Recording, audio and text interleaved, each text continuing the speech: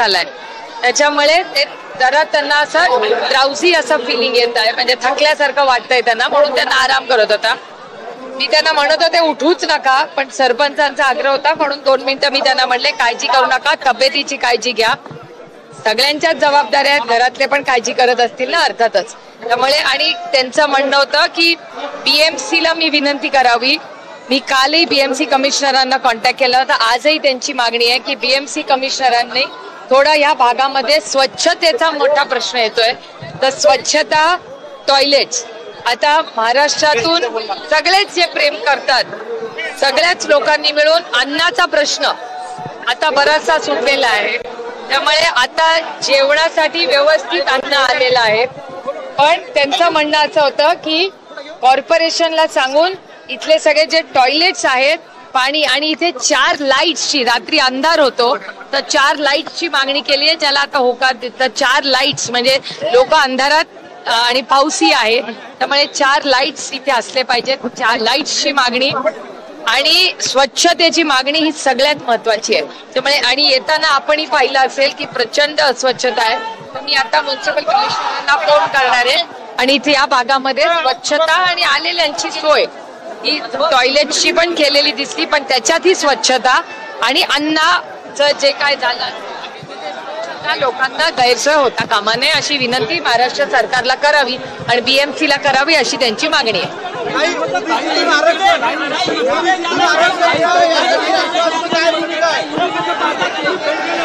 हे बघा, मी तुम्हाला खरं सांगू, आम्ही त्यांचे सगळ्यांचा निरोप हा माननीय मुख्यमंत्र्यांपर्यंत पोहोचवण्याची नैतिक जबाबदारी आमच्या सगळ्यांची आहे.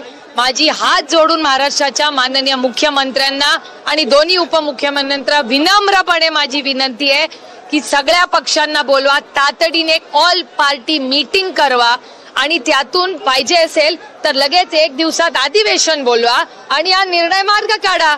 जर सरकारला करायचं असेल तर काय अवघड नाही करणं. आणि सगळ्याच पक्षाच्या मी बघते तुम्ही तुमचं सगळ्यांचं कव्हरेज, मी आता पण माहिती घेतली आहे सगळ्यांची, सगळेच लोक येत आहेत तिथे भेटायला. कुणाचाच विरोध नाहीये.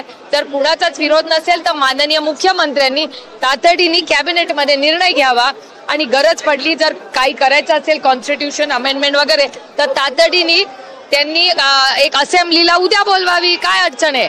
असेंब्ली अर्जंटली बोलवून टाका, दिवसभर नाही 24 तास चर्चा करा आणि पास करून टाका. काय अडचण आहे?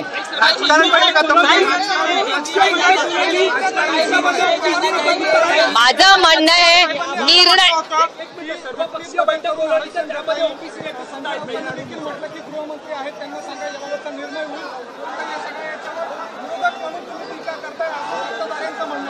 सत्ताधाऱ्यांच्याच हातात आहे निर्णय. त्यांनी आमच्यावर टीका करायची का? जे सत्तेमध्ये आहेत आणि आज जे आमच्यावर टीका करतायत त्यांनी किती वर्ष काँग्रेसमध्ये काढली, त्यातले किती वर्ष आमच्याच बरोबर होते.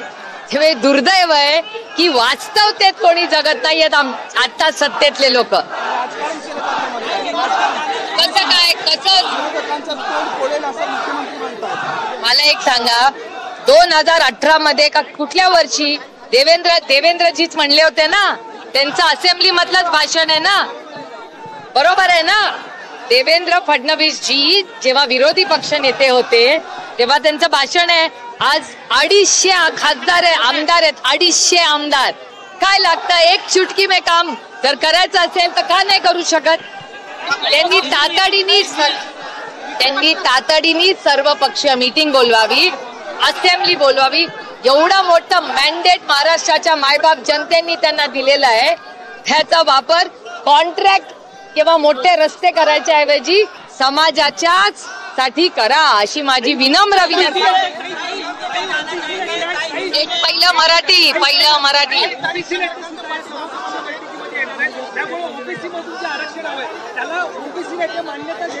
अहो, चर्चा तर झाली पाहिजे. लोकशाही आहे, अजूनही हुकुमशाही नाही आणि आम्ही हुकुमशाही होऊ देणार नाही. आमचं म्हणणं आहे चर्चेला आम्ही सगळेच तयार आहे.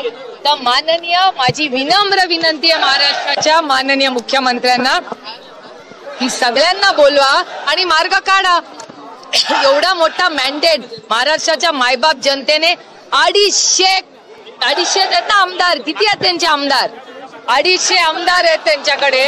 काय अडचण आहे?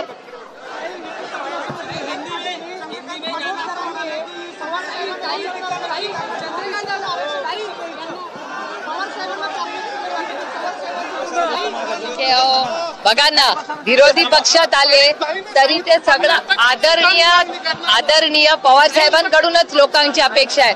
आदरणीय पवार साहेब तर विरोधी पक्षात आहेत तरी लोक मराठी पहिलं.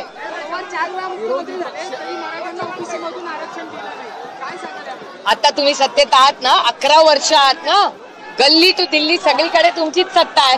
करून दाखवा तुम्ही. आम्ही कुठे नाही म्हणतोय. आमची सहकार्याची भूमिकाच आहे.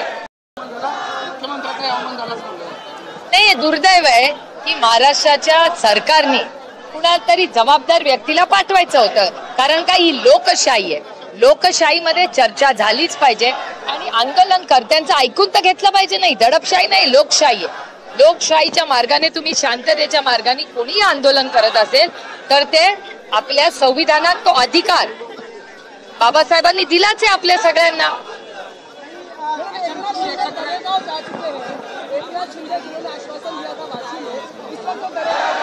मुझे नहीं पता वो कहाँ है, वो नहीं पता मुझे कहाँ है. मैं बड़ी विनम्रता से महाराष्ट्र सरकार को विनती कर रही हूँ कि यहाँ सफाई होनी चाहिए. यहाँ जो टॉयलेट्स है वो साफ होने चाहिए.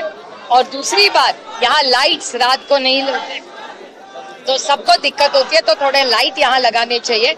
और मेरी बड़ी विनम्रता से सरकार को विनती है कि आप एक ऑल पार्टी मीटिंग बुलाइए और निर्णय लीजिए. असेंबली बुलाइए अर्जेंटली. क्या दिक्कत है?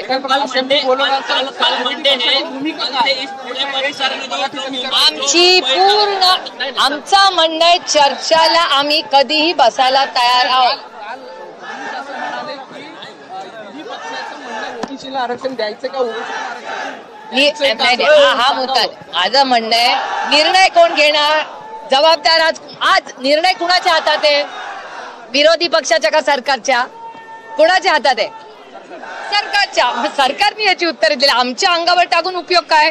आता सत्ता मुख्यमंत्री व्हायचं आहे ना, सगळे पक्ष घर फोडून झालाय ना, आता निर्णय घ्यायची वेळ आलेली आहे. आमचे पक्ष फोडले, आमची घरं फोडली ना, आता घ्या ना निर्णय. बसलाय ना 200-250 आमदार घेऊन, मग घ्या निर्णय.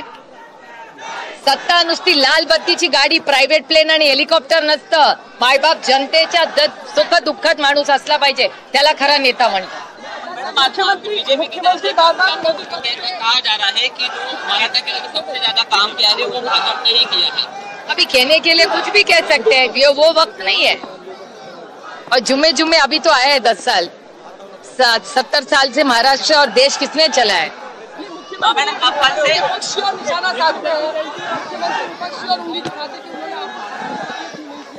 अरे बट अभी तो है ना, 11 साल से वही तो है ना.